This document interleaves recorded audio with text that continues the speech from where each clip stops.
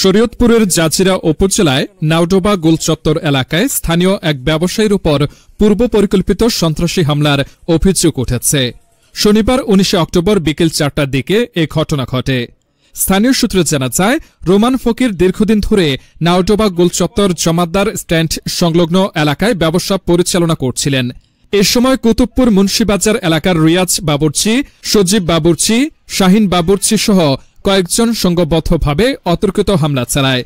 হামলা ঠেকাতে গেলে অন্তঃসত্ত্বা হামিদা বেগমকেও মারধর করা হয় বলে অভিযোগ করেন অভিযুক্তকারী হামিদা বেগম।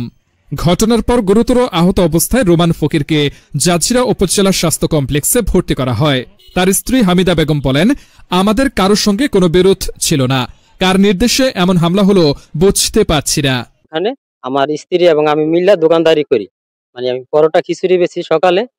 ওইখানে আমার পাশে কিছু ফলের ব্যবসায়ী আছে, ওরা ওদের বাড়ি শিবচর, রিয়াজ, সজীব, ওরা আমার এই জায়গাটা দখল করেছে। আমি আরো এক পর্যায়ে সরতে গেলে ওরা সরে না, আমার অ্যাটাক করে, মানে ওরা লোকজন না আমারে মনে করেন যে মারধর করে।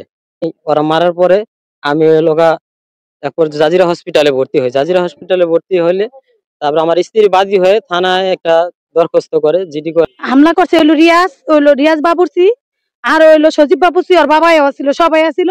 কিন্তু আমার স্বামীর যে রুম আছে এতে বেশি আমার আঘাত করছে। আমারে এমন লাথি দিছে, লাথি দিয়ে আমার হালাই দিয়ে আমার চুল ধরছে, ওনার লয়ে গেছে। পরে আমি কইছি আমার মারিস না, আমি গর্ভবতী। তারপরও ওরা মানে নাই, এরপর আমার অনেক আঘাত করছে শরীরে। এ বিষয়ে অভিযুক্ত রিয়াজ বাবুর্চি বলেন, ওই এলাকায় একাধিক ফুটপাতের দোকান আছে, কারোর সঙ্গে আমার শত্রুতা নেই। দোকান বসানো নিয়ে কথা কাটাকাটি থেকে মারামারির ঘটনা হয়েছে। দুইজনে পরিকল্পিতভাবে আমাদের মারতে আসছে, দুই বউ জামাই দুইজনে মিলে আর কি আমাকে এই জায়গায় মারছে, তারপরে হাতে মারছে। এরপরে আর কি দুইজনের ভিতরে একটা ধস্তাধস্তি হয়েছে। পরে আর বউ আমাকে ধরে রাখছে, আর বউর কাছ থেকে ছুটার জন্য আমি ধস্তাধস্তি করছি। তার বউর সাথে যে মারামারি বা অন্য কোনো কিছু এরকম কিছুই হয় নাই। এই জায়গায় স্থানীয় মানুষ আছিল, এটা সবাই জানে।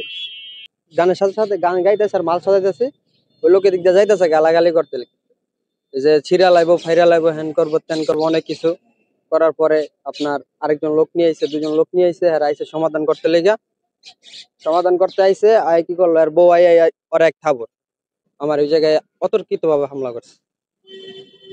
ঘটনার পর এলাকায় আতঙ্ক বিরাজ করছে এবং অন্যান্য ব্যবসায়ীদের মধ্যেও উদ্বেগ ছড়িয়ে পড়েছে। ওই জায়গাটা রুমানের দোকানদারি আর বাপে করতো, পরে ও এই দোকানদার কথা জায়গা লই জ্ঞান মারামারি এই আর জায়গাটা দখল করছে। নোমান ভাই তার স্ত্রীর উপরে হামলা হয়েছে। আমি আর কি বাসা থেকে আসতেছিলাম, ওই টাইমে আর কি দেখছি তারা মানে ধস্তাধস্তি হইতেছে তাদের ভিতরে।